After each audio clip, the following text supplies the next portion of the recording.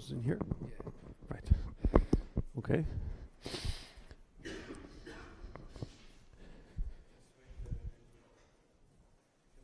Yeah.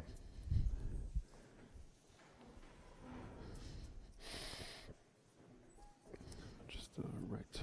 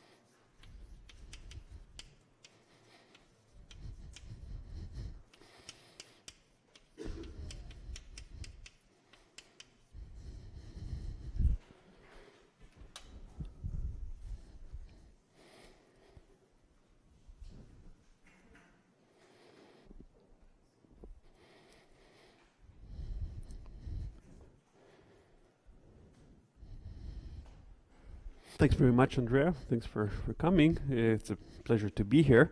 The topic of these lectures would be non-abelian defects.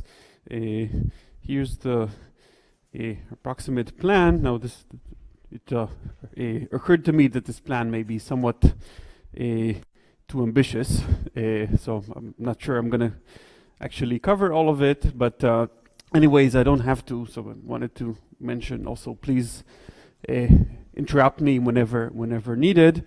I'd like this to be more of a discussion than actual formal lectures. I'm going to spend probably this lecture and possibly some of next lecture talking about Majorana zero modes.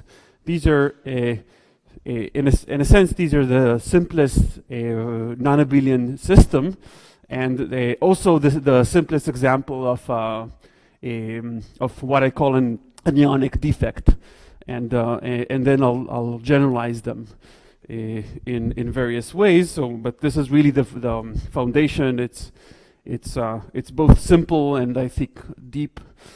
So it's worth spending some time understanding. The first topic would be Majorana zero modes in condensed matter physics. Okay, now there would be lots of important things that I'll skip. One of them is how to actually realize these Majorana zero modes in condensed matter systems. I'll mention that, but I won't go into details of that. There's a lot of activity these days in our community, both theoretical and experimental, on how to actually realize these things in various systems. I'll just touch upon that, but if you're interested, I'll be happy to discuss that more. But for me, these are just the background. What I really want to get into is generalizations of Majorana zero modes. So fractionalized Majoranas.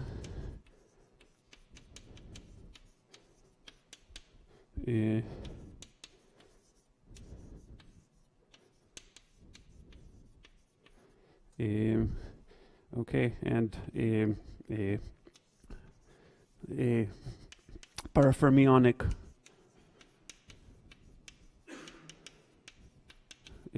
algebra on quantum Hall edges. So it turns out that this is a very natural way to generalize the concept of a Majorana zero mode. This is sort of the first step towards beyond Majorana. This is something richer that you can get, and the key ingredient is that you have to consider a system which is living on the boundary of a fractional quantum Hall edge. Okay, so that can give you something which is beyond Majorana, and then I'll try to generalize this concept to non-abelian defects in topological phases, which both of these are actually examples of.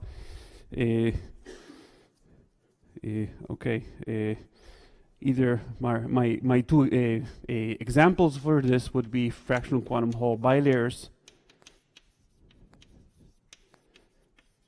and if time allows, which is not very likely, also what I'll call Ising defects.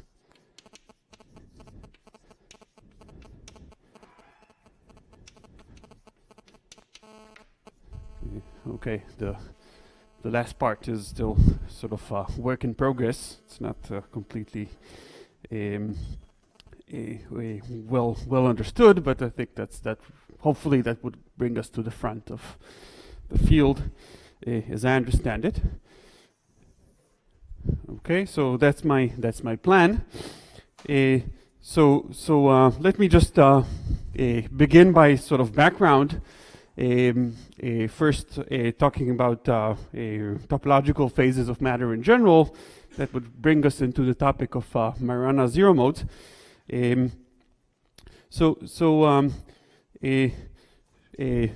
Since much of what I'm going to say is going to be about topologically ordered states, let me sort of give you a working definition.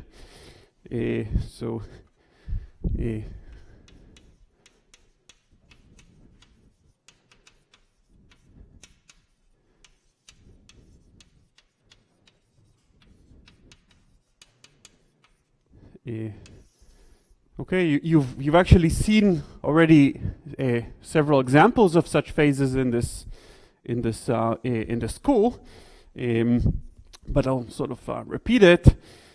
So there are various definitions. This is a live field, so various people working on it, and various people have their own definitions. I'm going to use the sort of definitions put forth by Xiaogang Wen. Okay, you see people arguing about what exactly we should call topological phases and what we shouldn't. I'll be insisting on the term here, topologically ordered phases. Okay, so this is what I mean. So these are phases of matter which are characterized by having a gap to all excitations in the bulk. Nevertheless, they're not adiabatically connected.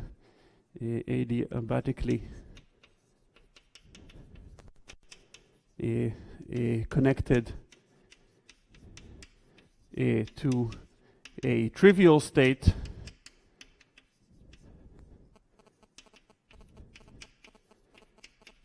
Okay, by the way, for this purpose, everything's t equals 0, so we're talking about ground states of many-body systems. What I mean here by a trivial state is a state whose wave function you can write as a product over sites. Okay, so it's kind of a system in the atomic limit. The sites are not entangled with each other at all. Okay, now, nevertheless, okay, so the system is gap. There's no local order parameter.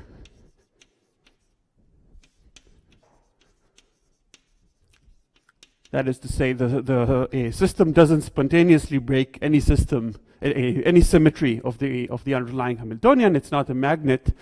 It's not a superconductor, and so forth. Okay, but nevertheless, there is something non-trivial going on. One characteristic of that is that on a genus a greater than 0 surface. Do you have a phone call? on if you put the system with periodic boundary conditions on a surface which has a genus which is greater than 1, that is to say a surface which is topologically non-trivial, there's a ground state degeneracy. Okay, the ground state is not unique.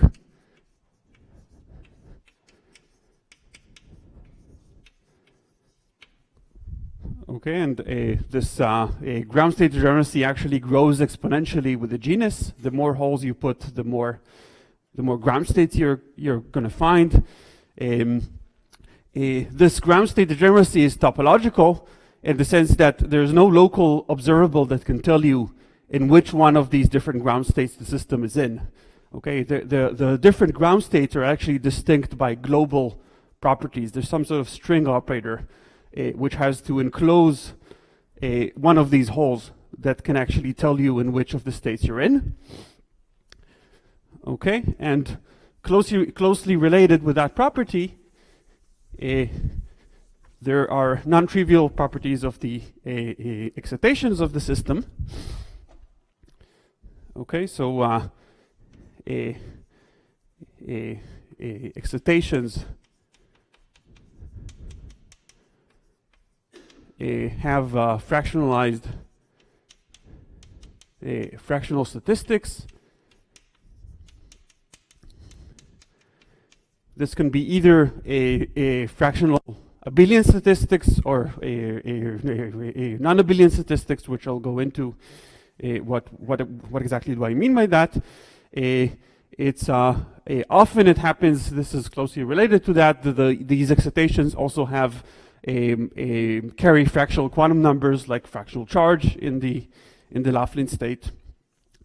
Okay, and last, let me just mention this point. It's kind of important. In some cases, but not all, there would also be if you consider a system with open boundary conditions rather than periodic, there would also be gapless edge states. That's actually not necessary. So there would be some phases that have that properties and some phases that don't. So gapless edge states, we'll actually see examples of both.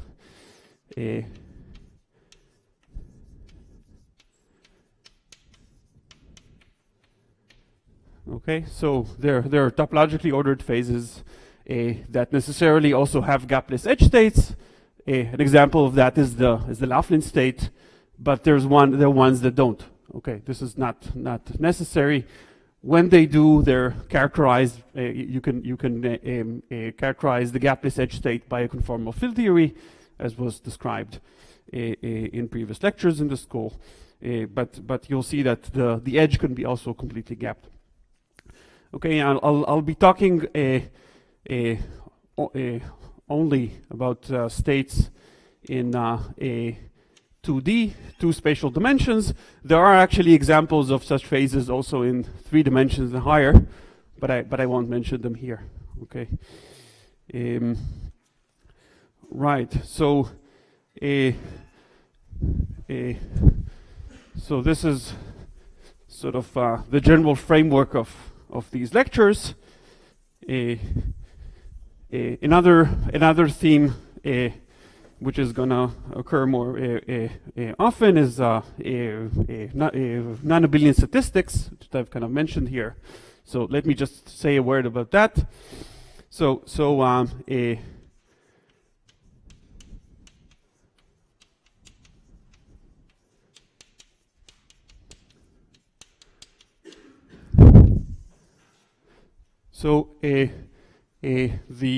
some of the defining properties of non-abelian statistics are the following. So suppose we have a topologically ordered phase.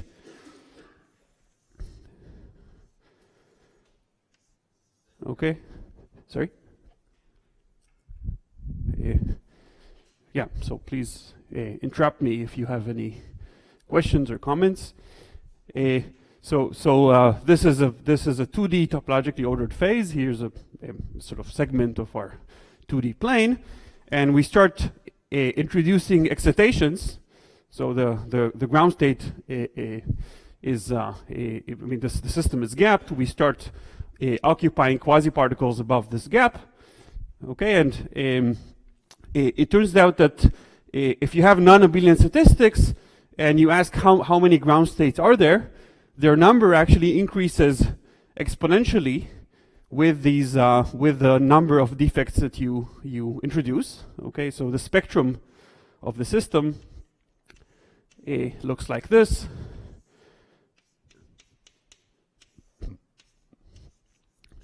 Okay, so these are the ground states of the system. Their number. Okay, so the number of ground states goes as some number to the power of the number of excitations. This number was mentioned before in this school. It's the so-called quantum dimension of these quasi-particles or excitations. Every quasi-particle in the theory would have this characteristic number, this quantum dimension, which really tells you what's its contribution to the ground state degeneracy. How much does the ground state degeneracy increase when you add it? Okay, I'm using the term ground state here a little bit not very carefully, because it's not the ground state. It's the manifold of states that have n of these excitations. Okay, by definition, that's not the ground state. The ground state have none of these in it. Okay, so now the subspace of states that have these n excitations is going to be n-fold degenerate. Okay, so that's one property of non-abelian quasi-particles. These states again are a topological. In the same way as before, you can't tell by any local measurement in which of the states the system is in. And if you want to manipulate the system in some way, okay, as was explained on Monday, okay, you can consider this kind of process. So suppose that we have 4 of these quasi-particles, 1, 2, 3, and 4, and you exchange 1 and 2. Okay, so you can say at the end of this process, the Hamiltonian of the system has returned to itself. Everything sort of looks the same, but if you started from one of these ground states, you don't have to end up with the same ground state. Okay, you do this manipulation adiabatically. If you started from one of these states I is between 1 and n ground state.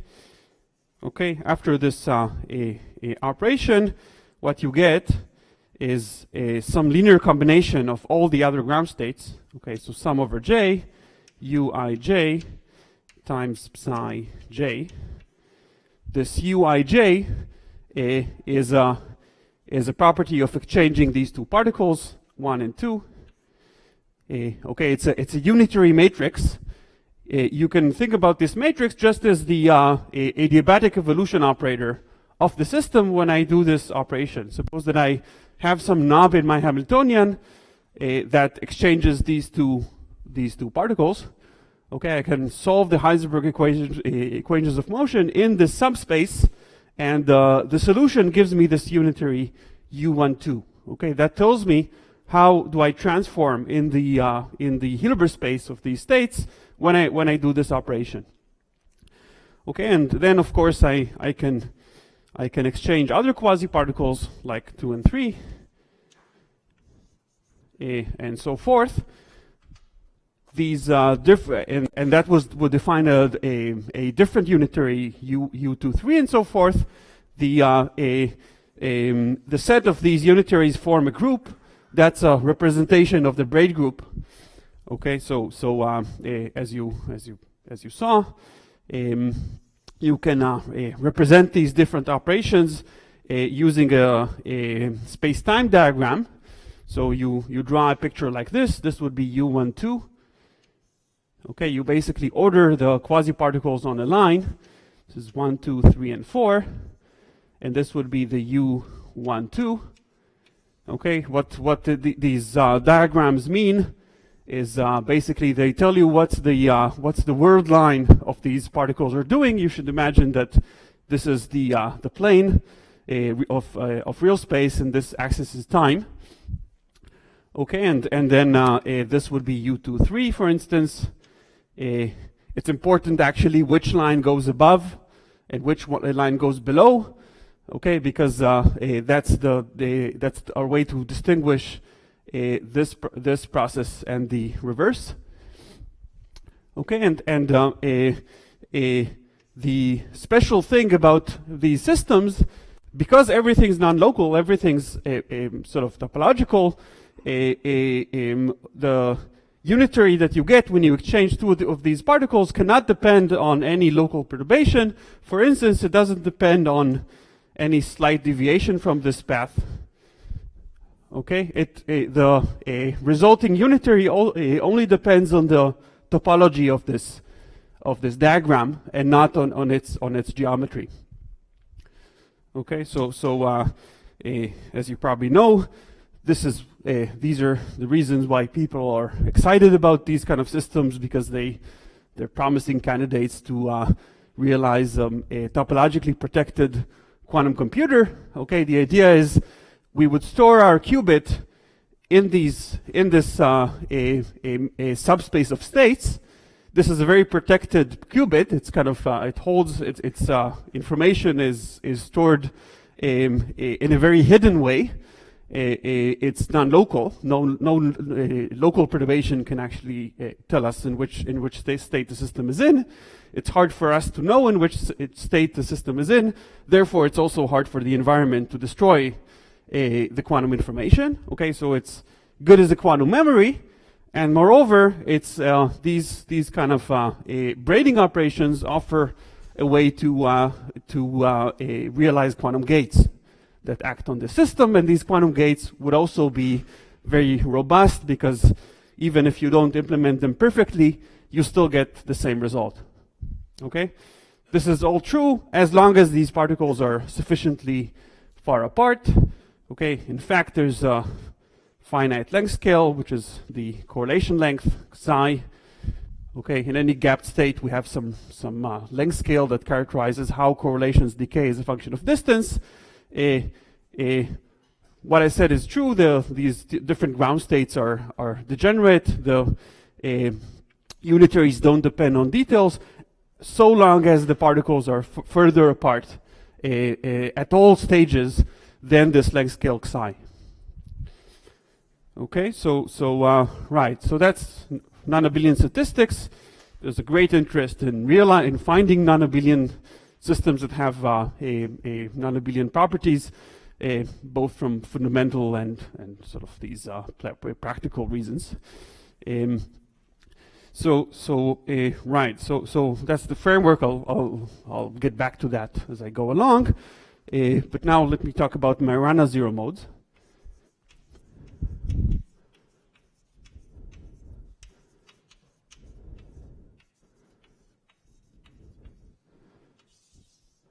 Okay,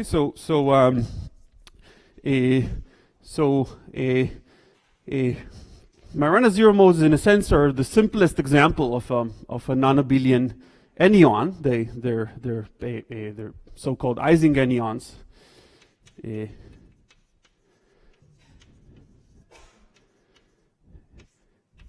So they're worth understanding, just as the simplest example. They're particularly simple because you can understand most of their properties just by thinking about non-interacting fermions. Okay, so that's kind of unique. We're talking about systems where interactions are important, but at the end, this most fundamental, if you like, non-abelian enyon you can understand completely in terms of non-interacting fermions. They're closely tied to superconductivity. So that was mentioned in Carl-Jan's lectures. So the place where these things are believed to occur is in the nu equals 5/2 fractional quantum Hall plateau. Okay, and that state can be understood as a paired state. It's not a superconductor, okay, it's a quantum Hall state, it's a system with a strong magnetic field, but nevertheless, there's a way to describe it as a paired state of composite fermions. Okay, so what you do, which I won't go into details here, kind of was mentioned by Corleone. So you start from electrons with a half-filled Landau level. In this case, it's the half-filled second Landau level. People often describe it in terms of a half-filled lowest Landau level, just for convenience. It's the same state. Okay, and then you can imagine attaching a fictitious flux, basically two flux quanta to each electron, which on average cancels the external flux. And since it's two flux quanta, you don't change the statistics, so you end up with new composite particles, which are so-called composite fermions. They see on average zero magnetic field. So it's like fermions with no magnetic field. They can form a Fermi surface, but they interact with an emergent gauge field. Okay, so the problem is somewhat more complicated. Nevertheless, you can get familiar phases. You can get something that looks like a Fermi liquid. That's the so-called composite Fermi liquid. It's a gapless phase. That's actually what's seen in the nu equals half a quantum Hall state. Okay, it's a gapless state, a compressible state, but they can also pair up, just like fermions do in a metal. They can form a superconductor, and that superconductor or superfluid of composite fermions is a description of the plateau. It's believed to be that state. It's not been totally experimentally established, but this state is actually a non-abelian state. And you can understand its properties by thinking about a superconductor state of these composite fermions, okay, of spinless fermions. And that's basically what I'm going to do in this lecture.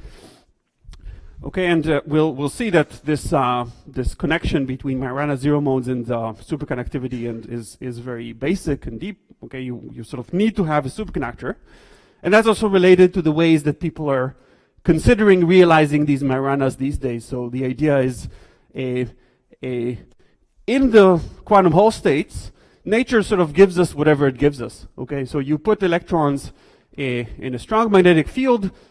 There are interactions, there are strong interactions, the interactions are important. They do whatever they do, and you sort of hope to get your interesting states.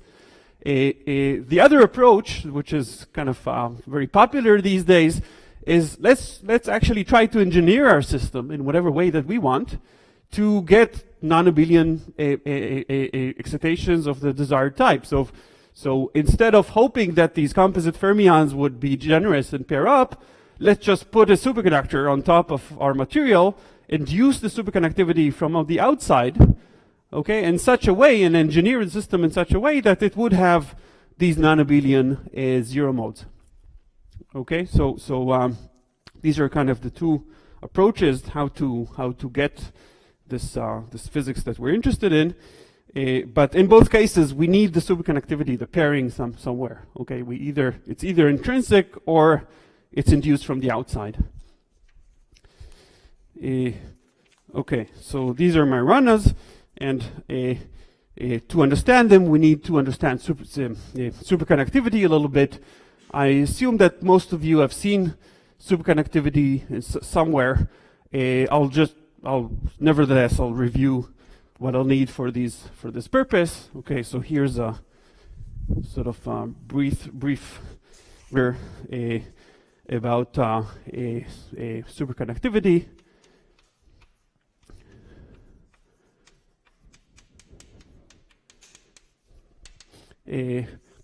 In particular, what I'll need to describe the Majorana zero modes, I want to understand the electronic spectrum of superconductors. Okay, these Majorana zero modes appear as zero energy excitations or states in a superconductor. So there's a very strong, very powerful formalism to understand the spectrum of a superconductor, which is the Bogolubov-de Gennes or BDG formalism. And I'll review that. I'll remind you what that is. For a concreteness, let's consider spinless fermions. Okay, so I imagine that I'm in the quantum Hall regime. The spin is fully polarized. I go to this composite fermion picture. These are spinless fermions. I have a d-dimensional lattice. Okay, on every lattice site I have an operator which annihilates a fermion, psi j. Okay, and these psi j's satisfy the usual fermionic anti-commutation relations. The psi I and psi j anti-commute, and psi I and psi j dagger. This is a delta of ij. Okay, so this is my system. These fermions can hop around. They have some average density. There's some chemical potential that sets this density, and importantly, they have some attractive interaction between them, which I write very schematically. Okay, this I won't go into details of, but there's some interaction in the Hamiltonian. I haven't written the Hamiltonian yet, but schematically there's some term that looks like sum over I, j, k, and l. Okay, some 4 fermion operators, some coupling constant I, j, k, l, and then 4 fermions, psi dagger, psi, psi, I, j, k, l. Okay, and if this interaction is just right, it's an attractive interaction, then you can get a condensed state. Okay, there's an instability of the fermions to form some condensate. This condensate is characterized by long-range order of the fermion pair operator, psi I, psi j. Okay, so this OIJ becomes a long-range ordered, meaning that OIJ for some pair of points I and j which are close by times O KL dagger for some other pair of points KL. This becomes non-zero when you take this pair of points I and j to be very far apart from KL. Okay, so this is long-range order, and this is sometimes called off-diagonal long-range order because this is sort of an off-diagonal operator, and that's the defining property of a superconductor. Okay, or rather superfluid. And in this state, if you want to describe the electronic spectrum, you can use mean field theory. Okay, so what you do is basically replace if you want to look at the average interaction. If you want to look at the interaction, so psi dagger psi j k l. Okay, you can basically because of the fact that this operator has long-range order, you can essentially replace it by its expectation value. Okay, so you can imagine that this OIJ has a non-zero average, and then what you end up with is an effective pair potential. Okay, that looks like this. Plus, you might also replace psi k, psi l by their average, and then you have psi I, psi j times dagger times psi k, psi l. Okay, so you replace the Hamiltonian that has 4 fermion terms by a mean field Hamiltonian that has only quadratic terms. This mean field Hamiltonian doesn't conserve the particle number because it has these terms that create pairs of fermions. Nevertheless, it gives a very good description of the fermionic spectrum. Okay, it does conserve the parity of the number of fermions. Okay, so the number of fermions can fluctuate, but it can do so only in even numbers of fermions. That's going to be important later. Okay, so these are so-called anomalous terms,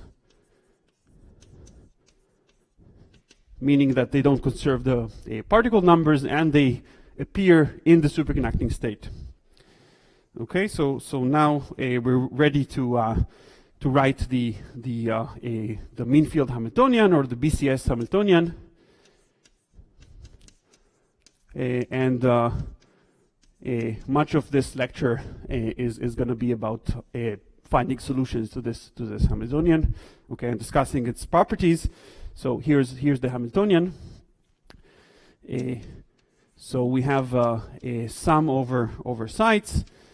There's some matrix Tij, then psi I dagger psi j. Okay, and there's some chemical potential mu, sum over j, psi dagger psi j, and there's some pairing potential which is coming from here, from this mean field decoupling. Okay, and this is delta ij, psi I dagger psi j dagger plus Hermitian conjugate.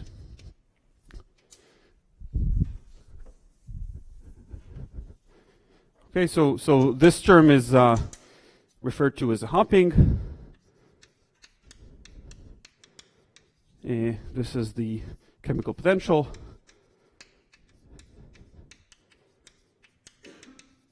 And this term is the so-called pairing potential.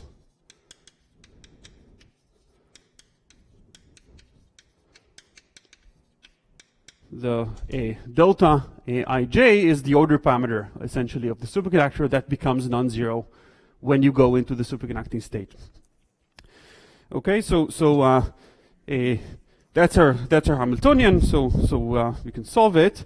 To solve it, it's useful to write it as a matrix in the following form. Okay, so the same Hamiltonian can be written as follows. So we define a vector of fermionic operators. So we take psi 1 dagger all the way to psi n dagger. N is the number of lattice points. Okay, and then psi 1 to psi n. Okay, so this is a 2n long vector, 2n component vector. Okay, and then we have a matrix which is 2n by 2n. The matrix has Hij here, which is an n by n matrix. Okay, I'm writing it in n by n blocks. This is delta Ij. This is a delta dagger of Ij. And this is minus Hij star. Okay, and then this is just the dagger of the same vector. So psi 1 to psi n, and then psi 1 dagger to psi n dagger. Okay, I'll sometimes denote this spinner by capital psi. Okay, this is the so-called Nambu space spinner. Now this matrix little Hij, that's just half minus Tij minus mu times delta Ij. Okay, so this is just a way to rewrite the same Hamiltonian in matrix form. Notice that I've started from a system that has n sites and one fermionic degree of freedom on every site. Okay, and I've written this problem as a problem in in terms of this new spinner that actually has 2n components. So by doing that, I've actually doubled the number of degrees of freedom artificially. Okay, and you can see that these 2n degrees of freedom are not independent.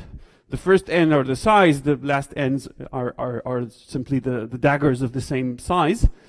Okay, so this kind of doubling of degree of freedom means that when I diagonalize this matrix, I'm going to get 2n levels, energy levels. However, these 2n energy levels are not independent. They don't describe different modes of the system. They're actually only n independent modes. and the other n would just be sort of the daggers of the same modes.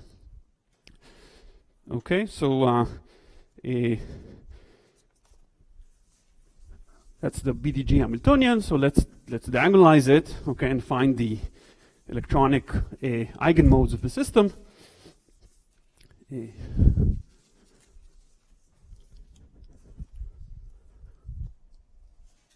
Right. So to diagonalize this problem, I can write I can to psi n and psi 1 dagger to psi n dagger.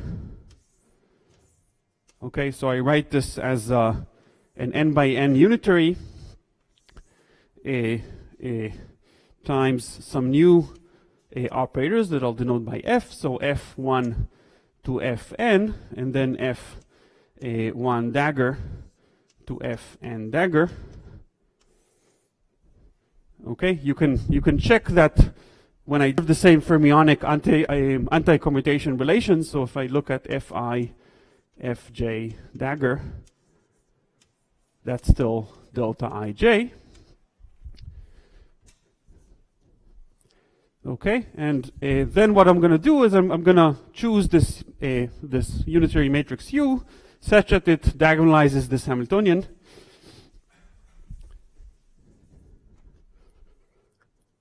Okay, so H again, that's this Nambu spinner psi dagger times that matrix over there. Let me call this mathcal sort of calligraphic H, and this is a matrix H psi. Okay, and then this spinner is going to be called capital F. So I can replace psi by U times capital F. So this is psi dagger times U dagger. Sorry, this is F dagger times U dagger H U times F. Okay, and now I simply since H is a Hermitian matrix, I can choose my U to diagonalize this H. Okay, so U dagger H U, that's equal to a diagonal matrix E1 to E to N, and then zeros everywhere else. Okay, so I've diagonalized the problem.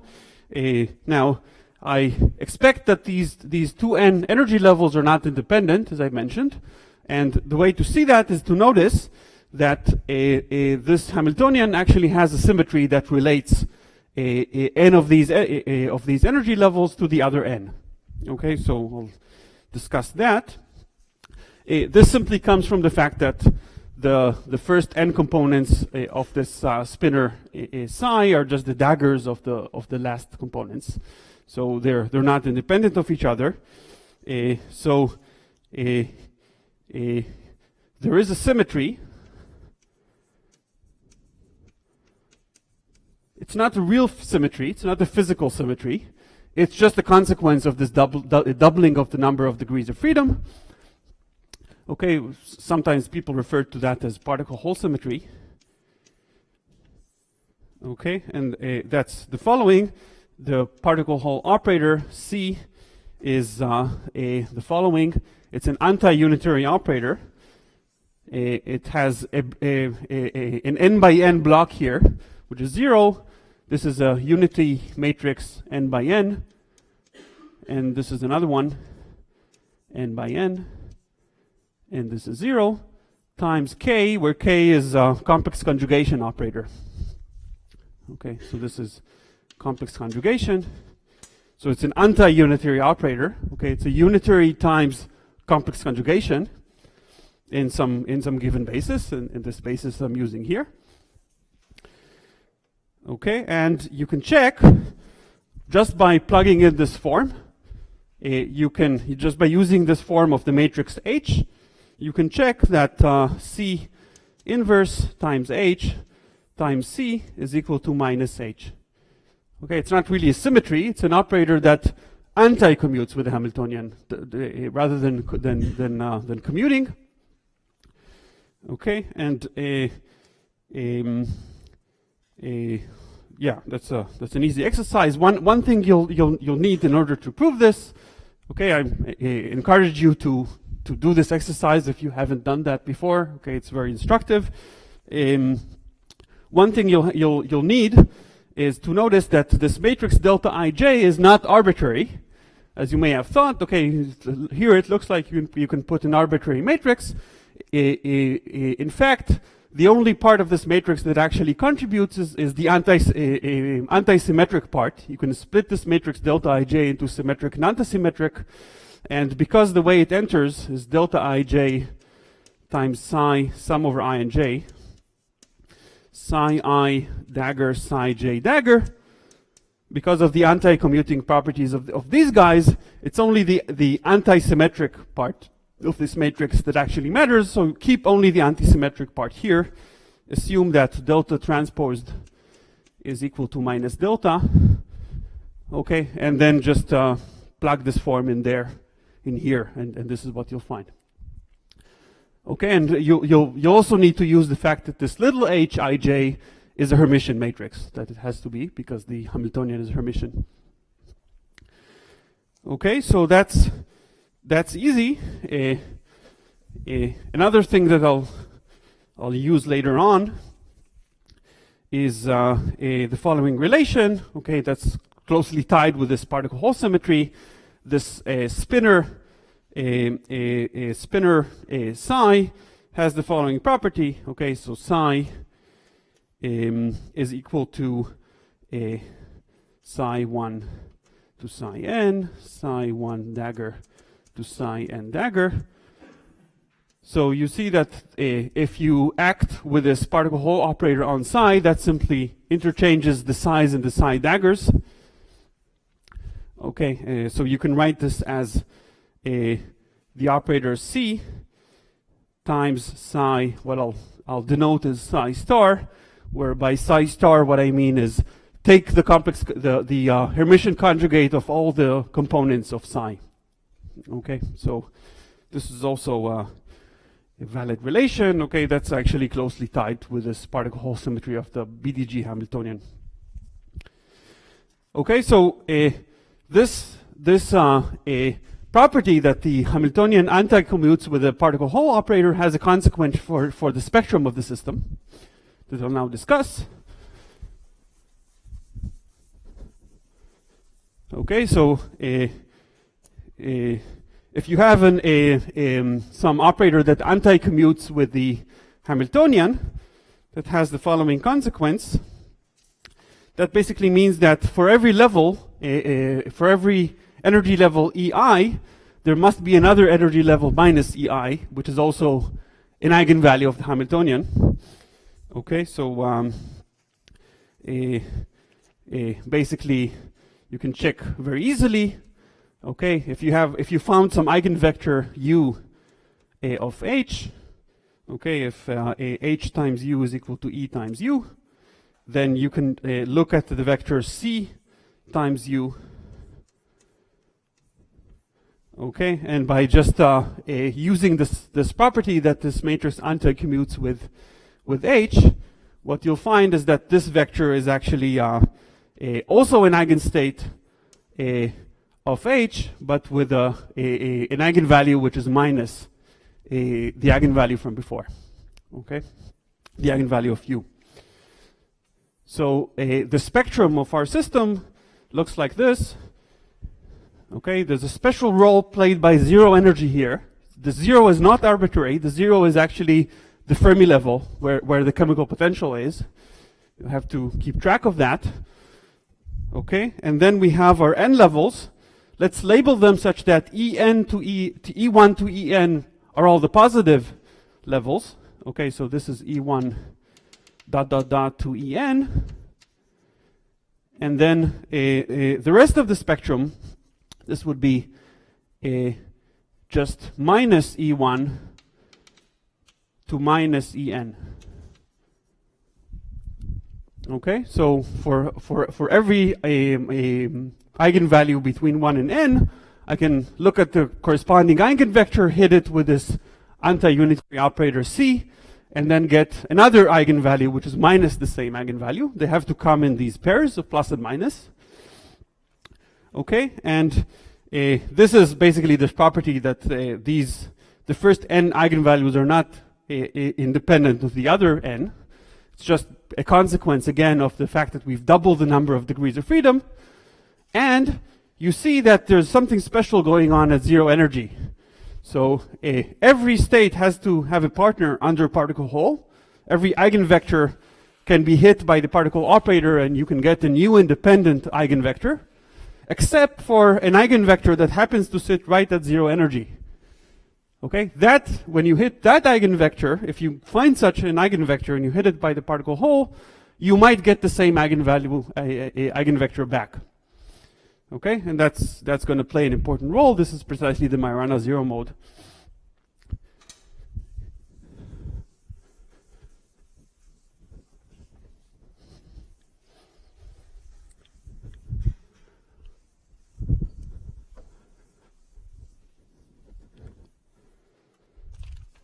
Yeah.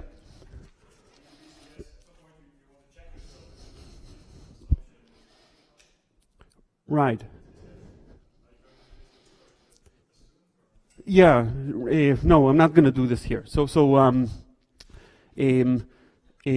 I'm going to assume that the system is superconducting for whatever reason it's superconducting, and then sort of assume that the BCS is valid.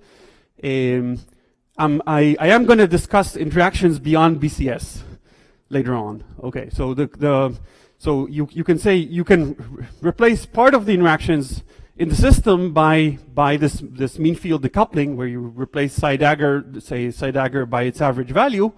That gives you an effective quadratic Hamiltonian. However, there would be some residual interactions of the quartic form that you can't get rid of. And you might ask, do they change the whole picture? Do they destroy these zero modes? What do they do? And I'll discuss that. Okay.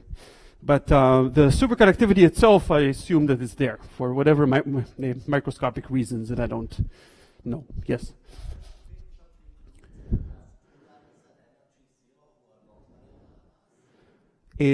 Right. So yeah, I agree. There is this possibility. It's a little bit of a matter of semantics. I'll go into that in detail. Right. So that's true. Okay, there's an important point here that I'll go into, but let me just give you a preview, just in response to this question. Okay, so it's true that you can have levels at zero energy. Okay, there's nothing in principle to prevent that. However, the total number of levels here is even. Okay, because it's an even dimensional matrix. So if you find a level at zero, there actually have to be two levels at zero. Okay, you can't find an isolated one. And then the question is, what do you exactly call a Majorana zero mode and what you don't? Okay, there could be a sort of a pair of zero energy levels or close to zero energy levels that are not Majorana zero modes. The way to distinguish would actually to look at the eigenvectors. The question before the house would be, are the corresponding eigenvectors spatially separated? That would be our goal, to find such levels that are both at zero energy. They come in pairs. They always come in pairs. There's no escape of that. But we'll want them to be in real space, supported in spatially separated regions. Okay. Right. So. Okay. So maybe I'll go on for another 5 minutes, and then we'll take a break. I'll just present the problem that I'll be solving probably for the rest of this lecture. Okay, so I'm going to consider an example. Okay, just before that, let me just mention one more thing. Okay, so how does the many-body Hamiltonian and the many-body ground state look like after we've diagonalized it? So it looks as follows. So H was F dagger times this diagonal matrix, but now we've written this diagonal matrix in this form, E1 to En, and then minus E1 to minus En. Okay, and then F. Okay, so written explicitly in terms of this spinor capital F, that's just sum over I from 1 to N, EI F dagger F I minus F I dagger. That's just because of the structure of this F, of the spinor F. Okay, so that you can write as sum over I from 1 to N, 2EI times F dagger F plus a constant, which is part of the ground state energy. Well, forget about it here. It is important for some purposes, but not for our purpose. Okay, so these EIs, by definition, from 1 to N are all positive. So you see that the many-body ground state of the system is just characterized by having all of these N fermions empty. Okay, so on the ground state, Fi is equal to 0. Okay, for all i's, you just put all of these fermions empty. This is the BCS vacuum. Okay, and if you want to consider some excited state, you'll just hit this vacuum state by N fermions. So J goes from 1 to little n is the number of excitations that you've created. F dagger alpha 1 to F dagger alpha n. These are some indices, okay, between 1 and capital N acting on the vacuum. This is an excited state whose energy is just equal to the sum of the energies of these F modes that you've excited. Okay, so sum over, so just 2 E alpha 1 plus dot dot dot plus E alpha n. So in particular, the thing to notice here is that if you have an eigenvector whose eigenvalue is 0, that means that there's some state which actually has the same energy as the ground state. That's a 0 mode. Okay, so this would be the promised topological degeneracy. Okay, and then what I'd like to do in the rest of this lecture is take a particular example. This is the so-called P plus IP superconductor in 2D. Okay.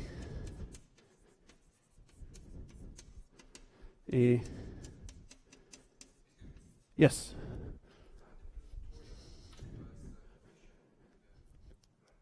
This one. Yeah. There is a what? There is a. This is a product. Yeah. Sorry, I don't need the product. Thanks. Right. Okay. Thanks. Good.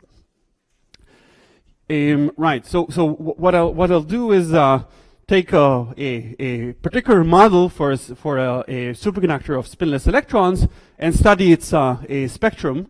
This is sort of a famous model. It was pointed out. Its special properties were pointed out first by Reed and Green.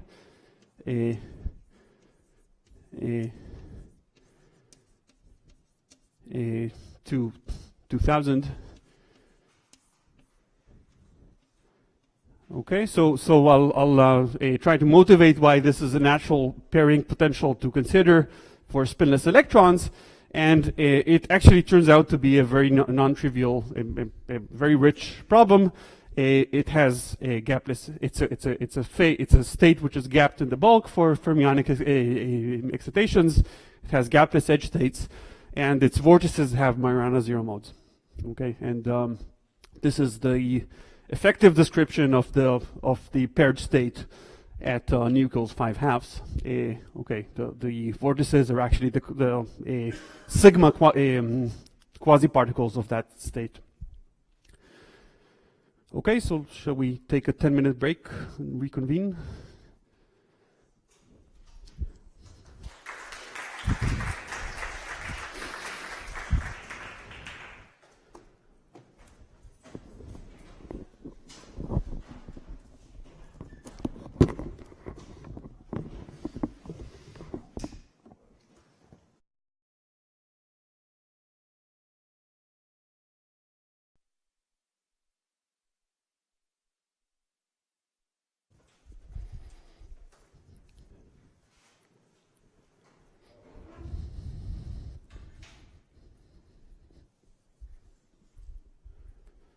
Okay.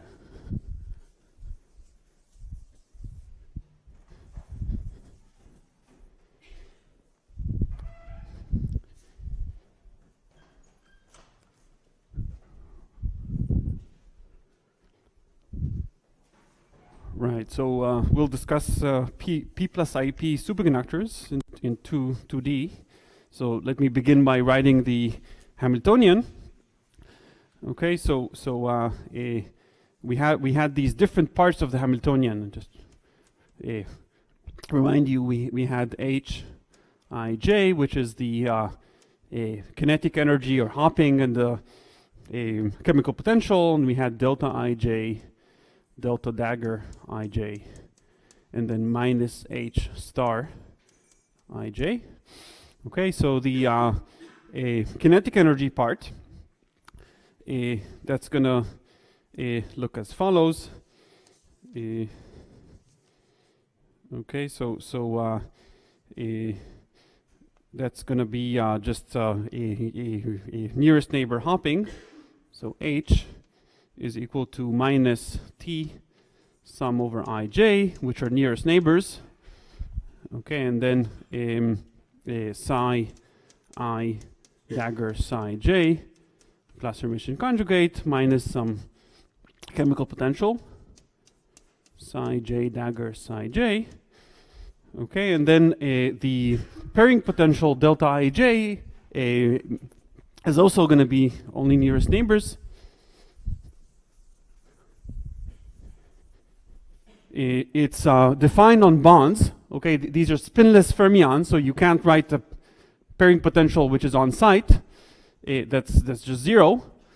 Okay, so the in a sense the simplest pairing potential you can write. Okay, so pairing potential is going to look like this. I put here a minus I just for later convenience. Okay, there's a parameter delta, and then I have sum over j, psi dagger j, psi j plus x hat. Okay, that's the nearest neighbor in the x direction, and then there's also so this is if you like pairing on this bond, delta. And there's also a pairing potential on the corresponding vertical bond, which has a relative phase of I relative to it. Okay, so I times psi j dagger psi j plus y hat. Okay, I'll discuss in a moment why this I is natural to put there. Okay, so and that's it. I basically specified the Hamiltonian for you. Okay, so there's a pairing potential of delta here and I delta there. This is a model for a spinless superconductor that breaks time-versal symmetry. Okay, the significance of this relative phase of I between the x and y bond pairing potential is that actually breaks time-versal symmetry, because under time-versal, time-versal is an anti-unitary operator. It contains complex conjugation, so it takes every phase in the Hamiltonian to the complex conjugate. So basically, this under time-versal would go to that. Okay, this is time-versal. So this is a superconductor which is not symmetric under time-versal symmetry. Physically, where might that come from? Well, if this is an effective model for the nu equals 5/2 fractional quantum Hall state, there's no time-versal symmetry to speak of, because we're in a strong magnetic field anyways. They're believed to be a state in actual superconductors that can break time-versal symmetry spontaneously. It's a superconductor that at the same time, when the superconductivity appears, there's also some sort of handness that appears that breaks time-versal symmetry. So this is believed to be the case in particular in a material called strontium ruthenate. Okay, so this is a superconductor where there are signatures of spontaneously a broken time-versal symmetry that onsits at the superconducting transition. This material is way, way more complicated than the simple model that I've written. Okay, it has spin. First of all, it's not a spinless. There's no spinless electrons. It also has multiple bands, not just a single orbital as I've written here. Nevertheless, it's discussed often as a possible realization of some properties of this model. Okay, but we won't worry about that. We'll just solve our simple model.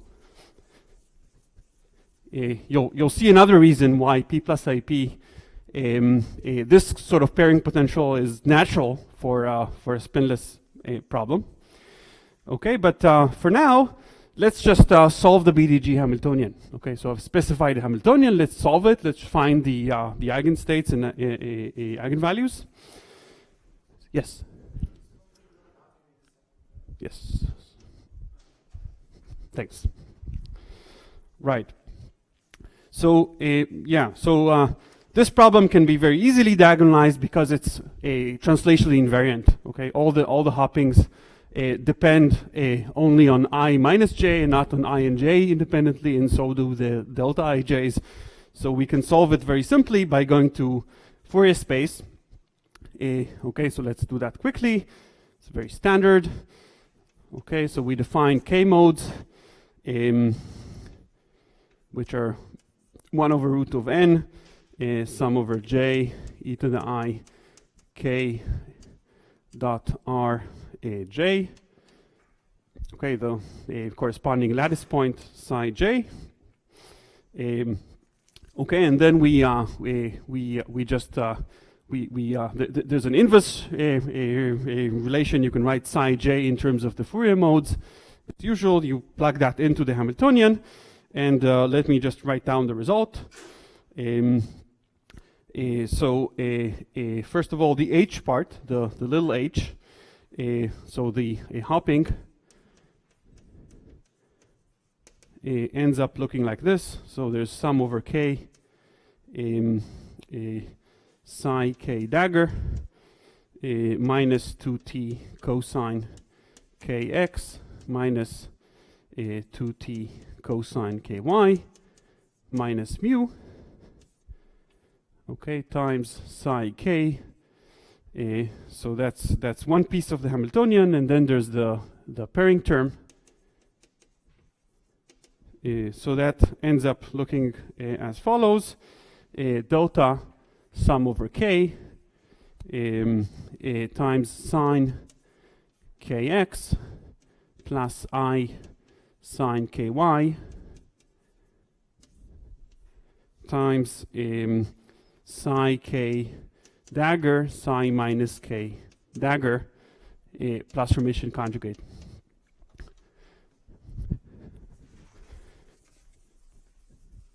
Okay, and to diagonalize the problem, as before, I have to use this matrix form. I have to write the Hamiltonian in this matrix form. I'm going to switch color. The white is out. Sorry? We're assuming periodic boundary conditions here. Right. We'll consider other boundary conditions later. Right. So you can say here we want to get to the bulk properties. We don't care for now about boundaries. We'll talk about boundaries later. So we choose boundary conditions of our convenience, which are periodic boundary conditions here. Right. So let us write the Hamiltonian in this way. Okay. Just before I do, let me also, for later convenience, I'm going to choose the chemical potential mu at some particular range. Okay, if I plot the single particle dispersion without the pairing potential, so just this function over here, minus 2t cosine kx, minus 2t cosine ky, take a cut through that at ky equals 0. Okay, so that's just the cosine, a minus cosine. This is the first Brillouin zone. Okay, this is pi. I'm going to take the chemical potential to be close to the bottom of this band. Okay, so I'm gonna take my chemical potential, basically mu plus 4t. This is going to be much less than t. Okay, if you work it out, you'll find that this means that the chemical potential is close to the bottom of this band. Okay, close to the bottom of this band, I can basically expand both of these cosines, and then I'm going to replace the dispersion by just k squared over 2m. So basically minus 2t cosine kx minus 2t cosine ky minus mu. This I'm going to replace by k squared over 2m, okay, where you can relate m to t, minus some redefined chemical potential, which measures basically the Fermi energy relative to the bottom of the band. Okay, that's a little bit like going from a lattice model to a continuum. This is just the dispersion of free fermions in free space. Okay, but you can say this is just the effective mass approximation. That's going to be convenient later. Okay, and I'm going to drop this tilde from the mu. Mu is just going to be redefined relative to the bottom of the band. So my Hamiltonian, my calligraphic Hamiltonian, the many-body Hamiltonian, can now be written in this form. There's a half sum over k, psi k, psi minus k dagger. This is my Nambu spinner now in k space, and there's a matrix H of k, which is a 2 by 2 matrix. It has a k squared over 2m minus mu here, and this is a delta kx plus iky. Here I've expanded the signs also to first order in k, because my relevant k's are all close to 0, because I'm close to the bottom of this band. So I can do that. Okay, and here there's the complex conjugate of that, kx minus iky, and this is just minus of this, k squared over 2m minus mu, and then just the complex conjugate of this vector. So psi, this dagger should be here, psi k, psi minus k dagger. Okay, so this is our Hamiltonian. Instead of a big 2n by 2n matrix, it's just 2 by 2. We've used momentum conservation to get that. And then you can diagonalize this very easily. Let me just write down what the spectrum looks like. So E of k plus and minus. Okay, if you want to do this, you just write this in terms of Pauli matrices and just do the usual. Okay, you can sort of see the result without actually diagonalizing anything. So it's just a plus or minus square root of k squared over 2m minus mu squared, which is this term, okay, plus delta squared mod kx plus iky squared.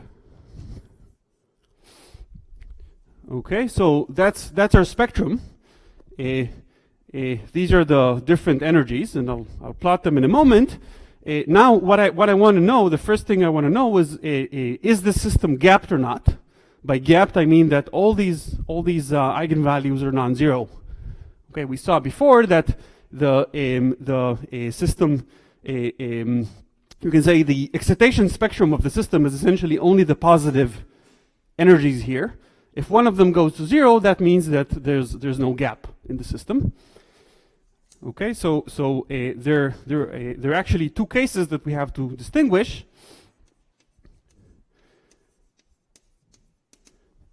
Okay, the first one is when mu is positive. That's the case which is plotted here. Mu greater than 0. In that case, you can plot this function as a function of k. Okay, and this is for some choice of parameters, but it might, for instance, look like this. This is E, this is K. This would be the E plus, this is E minus. Okay, and this over here is the gap. Okay, this is zero energy, so this is the gap. The gap has a magnitude which is 2 delta times Kf, where Kf is approximately square root of 2m times mu. Okay, so that's one possible spectrum for mu greater than 0. This is fully gapped. There's no energy level which is at 0 energy. The other case is for mu less than 0.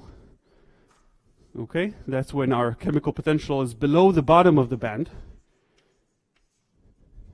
Okay, we remember that we've redefined our 0 relative to this point.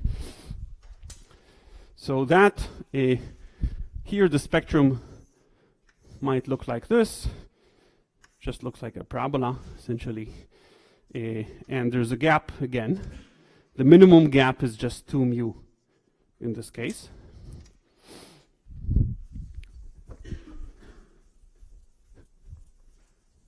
Okay, but notice that if you try to change the chemical potential between positive and negative, something weird is going to happen. Okay, so if you look at the point k equals 0, then this term is always 0, and as you change mu to go through 0, the gap actually closes and reopens as you go between these two cases. Okay, so right at mu equals 0, the spectrum, if you plot it, it actually becomes linear, close to k equals 0. So there's a Dirac cone essentially. There's a sort of linear dispersion that there's a relativistic dispersion with a mass that goes through 0, and the gap closes and reopens. So this indicates, it doesn't guarantee, but it indicates that these two cases, mu positive and mu negative, actually correspond to different topologically distinct phases. Okay, so this case is the so-called weak pairing phase, because here the pairing potential can be taken to be less than the Fermi energy, so this is referred to as weak pairing.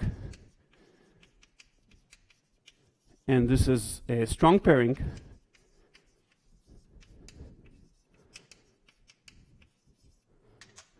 Okay, it turns out that indeed these correspond to different phases. Meaning that you can't go adiabatically from one to the other. You can't change parameters in this Hamiltonian and interpolate between mu positive and mu negative without closing the energy gap. One way to understand why these are two phases, what actually distinguishes these two phases, would be to note that you can compute the Chern number of the ground state wave function in the way which was explained by Carlian last week, and what you'll find is that this phase actually has a Chern number of 0, and this has a Chern number of 1. Okay, so these indeed are two topologically distinct phases. That's the reason why you can't interpolate from one to the other without closing the gap. Now, what does the Chern number actually mean here? Here it doesn't have the meaning of a Hall conductivity. We're in a superconductor. The Hall conductivity, if you like, is ill-defined. There's never a voltage on a superconductor. It turns out that it does have a consequence for a different response function. There's a quantized thermal Hall conductivity, which is actually 1 in the right units here and 0 there. But also it would mean that there are gapless edge states actually in this state. They're chiral, they go only in one way, just like quantum Hall edge states, like integer quantum Hall edge states, and not there. Okay, so these are these are our two phases. And the other distinction between these two phases is what happens at the vortex core. So there's a topological excitation of a superconductor, which is what happens when you twist the phase of the order parameter around some point. It's a point-like defect, and it turns out that that's the spectrum of a vortex is also different, qualitatively different between these two phases, and that's basically the purpose of the rest of this lecture, to uncover that. That's harder to do because if we want to discuss either edges or what happens at the vortex, we would have to abandon our use of translational invariance. These are configurations that break translational symmetry. Okay, so it would be somewhat more difficult than this, but still it's doable. Okay, so the first thing we'd like to discuss are edge states.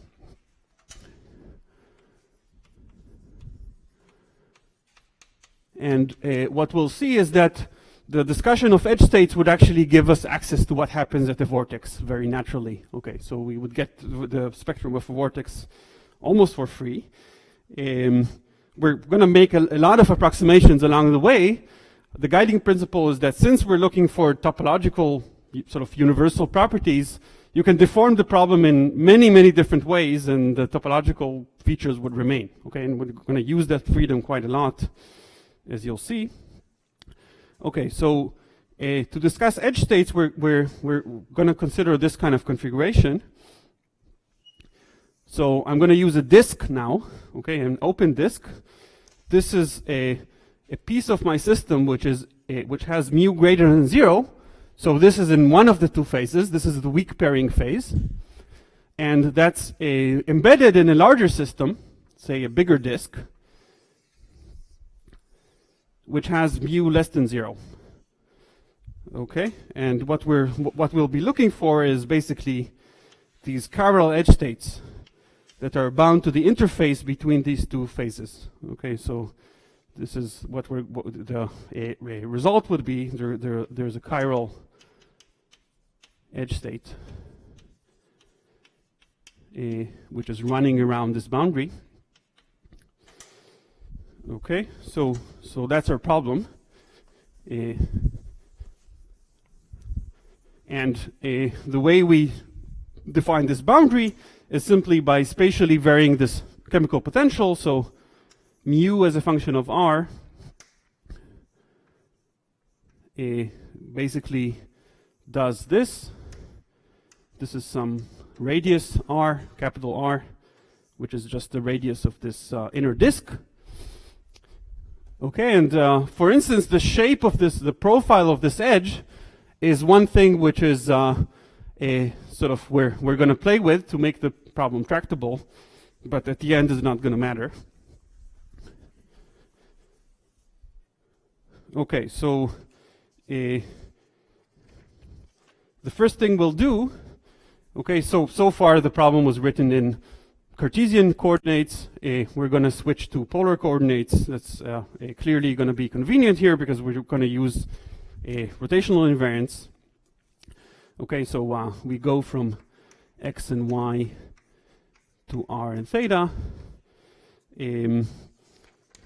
Okay, and I'm going to work in this continuum limit. So basically, k squared is going to be replaced by minus del squared. Kx is I dx minus and so forth. Okay, so this is another simplification that's going to help me a lot. I started from a lattice problem. I go to this limit where the chemical potential is close to the bottom of the band, and I replace the lattice problem by some continuum problem. I'm looking at length scales which are much bigger than the lattice spacing. Okay, and that's also going to simplify the problem by a lot. And moreover, what we'll see is that actually, because of this continuum limit, this limit where the sort of the important k's are close to k equals 0, I'm going to actually neglect this term altogether. Okay, the linear in term linear in k term, which comes from the pairing potential, is going to be much more important than the kinetic energy term. I'm going to keep only constants and linear in k terms. Okay, so with these approximations, let me write down the Hamiltonian. Okay, before that, I'll just remind you how to write dx and dy in polar coordinates. So this is going to be cosine theta dr minus 1 over r sine theta d theta, and sine theta dr plus 1 over r cosine theta d theta. Okay, so then I'm going to write the BDG equations in the following form. Okay, so this is going to look like a 2 by 2 matrix rather than 2n by 2n, but it's going to have also a real space label. Okay, so my spinner, which is what I'm looking for, is going to be a 2-component spinner. The first component is for the size, the second component is for the side daggers, but it's also going to depend on real space. Okay, so it's going to be a 2-component spinner.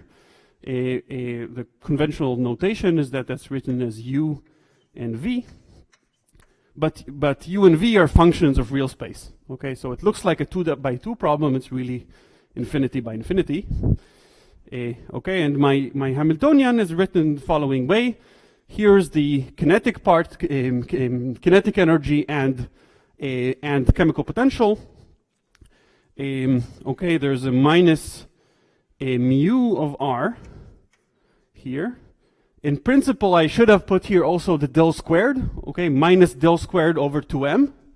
But as promised, I'm actually going to neglect that, okay, because that's going to be less important in this limit than the linear in k parts is going to live on the off diagonal. Okay, so I'll just make a note here. There's a minus del squared over 2m, but that's neglected. Okay, and then off the diagonal, so you need to make myself more space. Off the diagonal I have delta, and here what should have been is dx plus I dy. Okay, but I'm going to replace that by these polar coordinates, and that turns out to have the following form: e to the I theta dr plus I over r d theta. Okay, this is what used to be dx plus I dy, written in these coordinates, or kx plus I ky. That's where it came from. Okay, and here I just put a minus dx plus I dy and transform that into polar coordinates, and that's e to the minus I theta. Oops, sorry. Minus dr plus I over r d theta, and then there's a plus mu of r. Okay, and the BDG equation that I need to solve is this operator, this Hamiltonian operator, acting on my spinner u of r v of r is equal to some eigenenergy E times the same vector u of r v of r. Okay, so it's a Schrödinger-like equation for a 2 by 2 spinner that depends on space.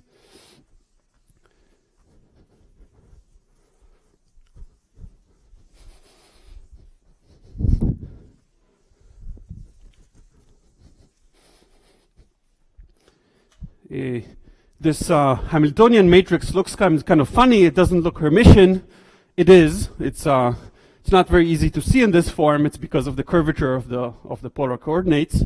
But it's going to be more apparent that it is actually Hermitian in a moment. Okay, so let me do a little change of variables. Instead of u and v, I'm going to change into new functions. So this I'm going to write as e to the I m plus 1 times theta, it's actually, okay, it's more than change of variables, it's an ansatz over square root of r. Okay, this is some function of the radius only and not of the angle. And this is e to the I m theta times some other function g of r over square root of r, where m is an integer. Now, one important thing that I have to mention is that these are functions of r and theta. And of course, they have, as a function of theta, they have to satisfy periodic boundary conditions. So these functions have to be continuous as I rotate by 2 pi. Okay, so this is why when I use this ansatz, this parameter m has to be integer. Okay, to satisfy that boundary condition.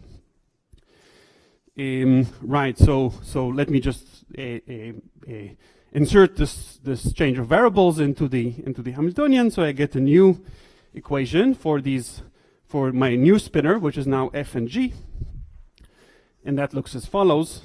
So I have my minus mu of r on the diagonal, and then there's delta dr minus m plus half over r.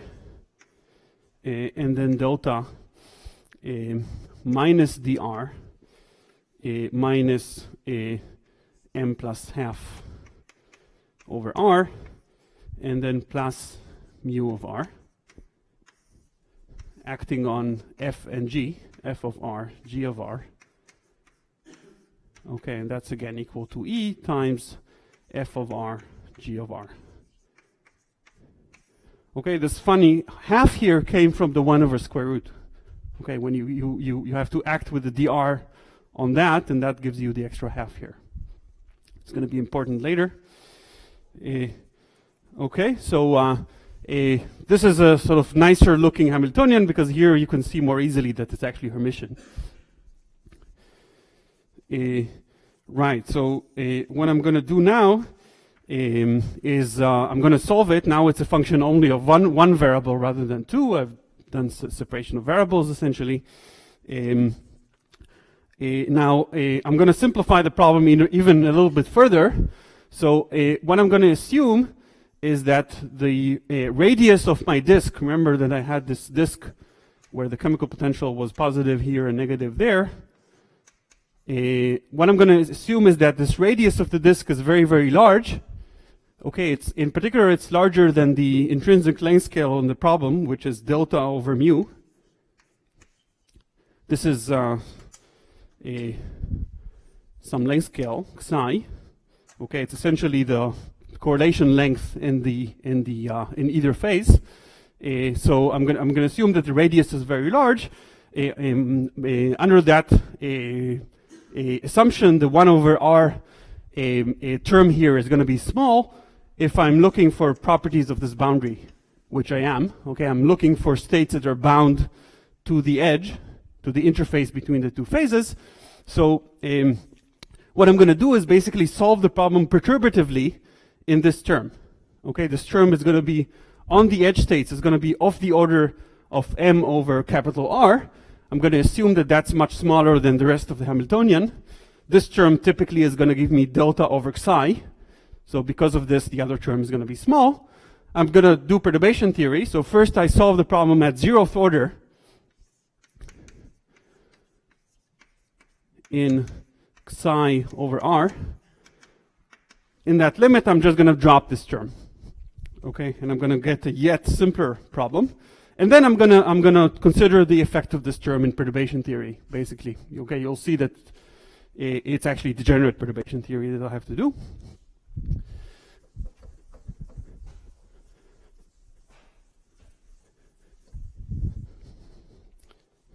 Okay, so let's do it. Now, let me write the resulting equation at 0th order in the following sort of more compact way. It's a minus mu of r times sigma z. Sigma z is the Pauli matrix. Okay, 1 minus 1 on the diagonal. Plus delta I dr times sigma y.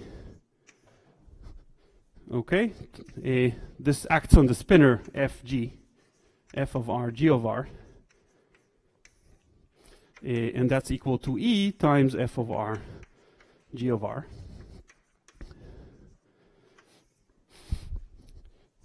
Okay, this equation now has the form of a Dirac equation in a one spatial dimension. Okay, these sigma z and sigma y play the role of the gamma matrices. You can write it as d slash times the spinner is equal to E times the spinner. This is essentially the d slash. This is the mass term. Okay, and again, what we need to solve is basically this Dirac-like equation in the presence of mass or chemical potential that changes sign. Okay, that does this as a function of space. Okay, and this point is R. This turns out to be a very famous problem. It's been solved in the 70s by Roman Jakib and Rebbe.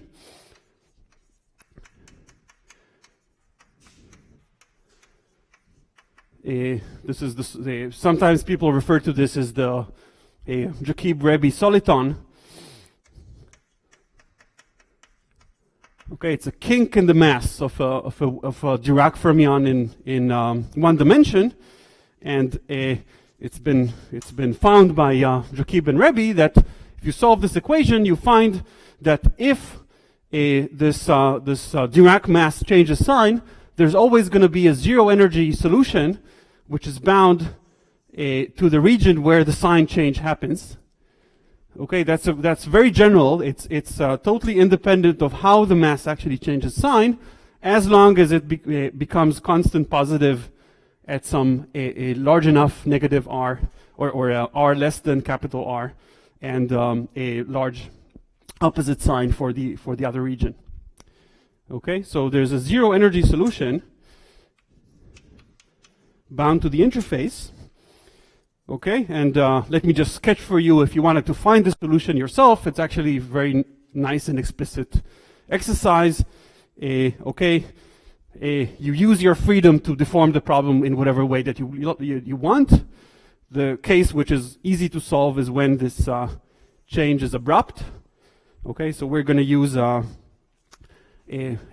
model where the chemical potential is just constant, equal to positive mu naught here and minus mu naught there. Okay, then it's very easy to find this the solution. What you do is you write the spinner f of r, g of r. You write this as some constant spinner a b times e to the minus alpha plus or minus times r minus capital R.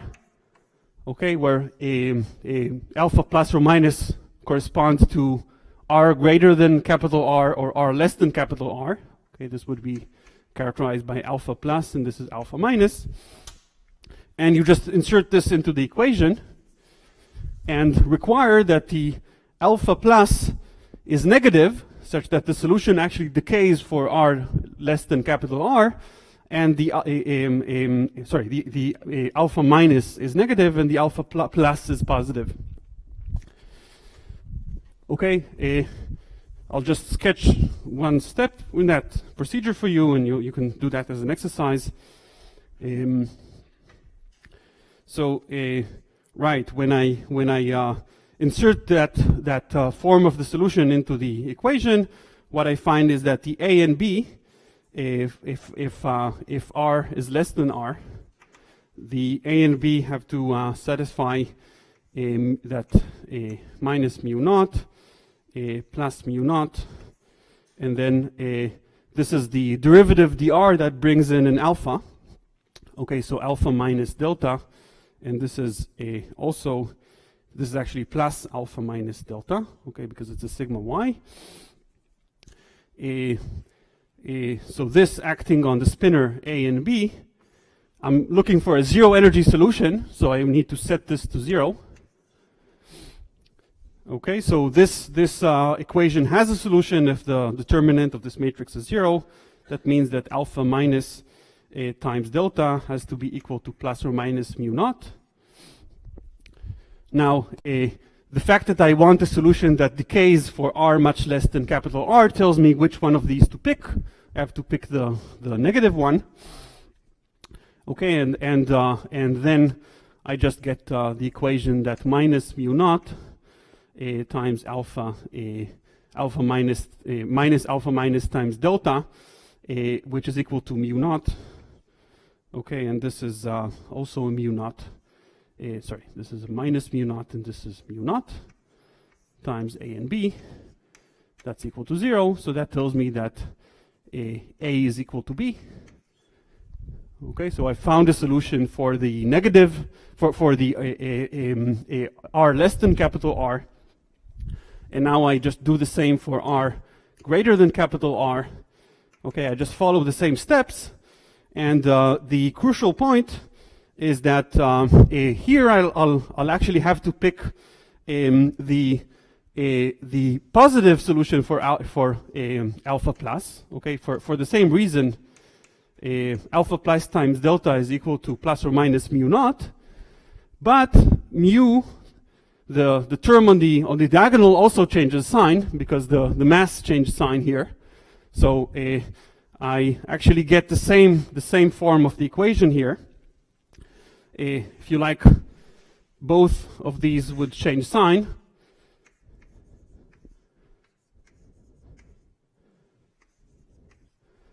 Okay, these are alpha minus, A minus and B minus, and they're equal, but so are the A plus and B plus. The reason why that's important is that that means that I can satisfy the boundary conditions at the interface. Okay, it's a first order differential equation, so I need to require that the solution is continuous across the boundary. And the fact that I got the same condition between A minus B minus and A plus B plus means that I can actually solve the equation. Okay, so I have a solution that solves the differential equation in both regions and also satisfies the boundary condition, so that's a valid solution. Okay, so that's the Jacob-Rebbe soliton and its associated zero mode. Now comes the nice part. Okay, so I've found this zero mode only for one very particular profile of mu of r. Well, what happens if I fool around with that profile? Okay, this is where the particle hole symmetry actually helps me. So what does the spectrum of the system look like? The spectrum of solutions. I found only one solution at zero energy. So there's one solution over here. And there are many other solutions. Okay, there's a gap, say, and some solutions here and some solutions there. The crucial point is that locally, close to r, little r, approximately equal to capital R, there's only one solution which is at zero energy. There's only one such soliton. There's no partner. Now, particle hole symmetry tells me that every state at positive energy has to have a partner at negative energy. So if I change parameters in the Hamiltonian, for instance, I smoothed out this profile, so long as the gap didn't close, this solution is actually stuck to zero energy. Okay, the solution has to be exactly at zero energy. Okay, so that's the first time that we have actually put this particle hole-like symmetry into play. Okay, and only one step away from getting the edge states, but also we have 5 minutes.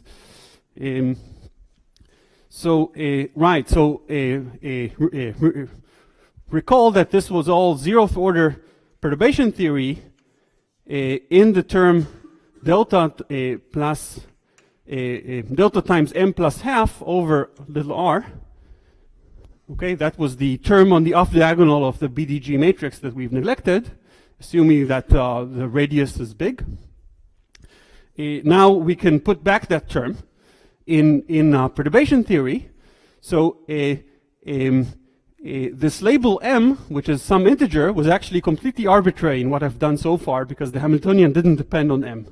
So what I found is really a whole manifold of degenerate solutions at zero energy, which are decoupled. Okay, now this is like degenerate perturbation theory. I've found a degenerate manifold to zeroth order, and I want to see how that splits to first order. So I just take the solutions that I found, plug them into the equation, into the BDG Hamiltonian, and find the energies, which now depend on m, in first order perturbation theory. Okay, so first order in this. Okay, so the perturbation is actually this term times sigma x in this Pauli language. Okay, it was sitting on the off diagonal of the matrix. So to first order, I just take any one of these states that I can now label by m. Okay, every one of these wave functions had an m, which told me what's the e to the I m times theta factor. Okay, and just compute the expectation value of this term. So delta m plus half over r. Let me make another approximation, which is I'm gonna, since the solutions I found were all localized around r equals capital R. Okay, they looked like this, where this was e to the minus alpha plus times r, and that was e to the minus alpha minus times r. Okay, I'm basically gonna replace the little r by capital R. This factor doesn't vary much over the support of these solutions. Okay, and then I have the sigma x here, psi m, and I need to divide that by psi m, psi m. Okay, and if you look at the form of the solutions that we found, these had this spinor A and B, which were equal. So the spinor is just an eigenstate of sigma x. Okay, this gives me a number, a 1. So this is just equal to delta over r times m plus half. Okay, and let me, where m was an integer, and let me plot the spectrum. So the spectrum actually looks like this. I can plot it as a function of little m. This is E of m. Okay, and you see that the spectrum looks as follows. This is 0, 1, 2, minus 1, minus 2, so forth. This is the first level for 0 is at a delta over 2r. Okay, the next one is over here. That's 3 delta over 2r, and so forth. And we get this kind of ladder of states. This level is at minus delta over 2r, and so forth. Okay, let me color them differently. These are the actual energy levels. Okay, so I'll just say a word about the solution and break. So first of all, you see that we got the promised linear dispersion of a chiral edge state. Okay, this m you can think about as angular momentum. So this is like an energy dispersion. It's energy as a function of momentum. It's linearly dispersing only in one direction. So it's an actual chiral edge state, just like that of a quantum Hall state that was discussed in several lectures in this school. The other thing to note is that it does have the promised E2 minus E correspondence. Okay, every level has a partner at minus that energy, as any solution of the BDG equation has to have. Okay, but you see that we just missed the zero energy here. We don't actually get a zero energy solution, which is our zero mode, our Majorana zero mode. That's because the boundary conditions don't quite match. If we could have a half integer m, we could tune to this point, but the m cannot be fractional. It has to be integer because of the boundary conditions, so we just missed the zero energy. Okay, and that actually gives us a hint how to modify the problem such that there would be a zero energy state. you might know that if you consider the spectrum of a superconductor with a vortex, the vortex has a twist of 2 pi in the phase of the order parameter. The order parameter is a 2e, is a 2 fermion condensate. For every one of the fermions, that translates into anti-periodic boundary conditions. Okay, so that would mean essentially that you have to replace this m by a half integer, and then all the spectrum just shifts by half a unit. Okay, and then you will get actually one level which is stuck to 0 energy. That's the so-called Majorana zero mode. Okay, but we'll do that next time.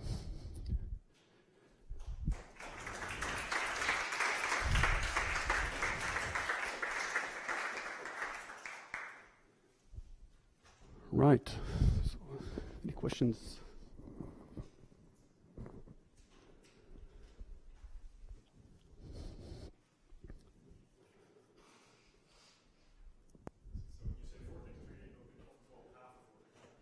It's a full vortex for the superconductor. It's a 2 pi phase twist of the order parameter of the superconductor. If you like, it's like a half vortex for the fermions. Right. It's related to a subtlety, and I don't know if that's what you were aiming at.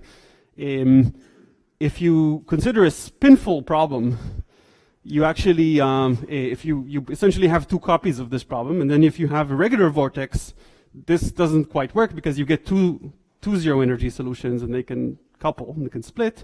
You need an actual half quantum vortex, so an h over 4e vortex to get the Majorana. Okay, but this is not an issue here because we have spinless electrons.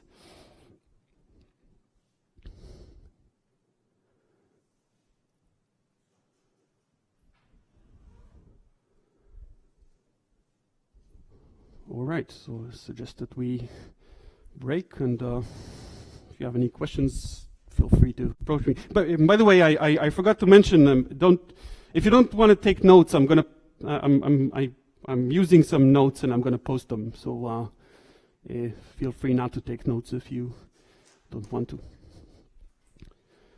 Okay.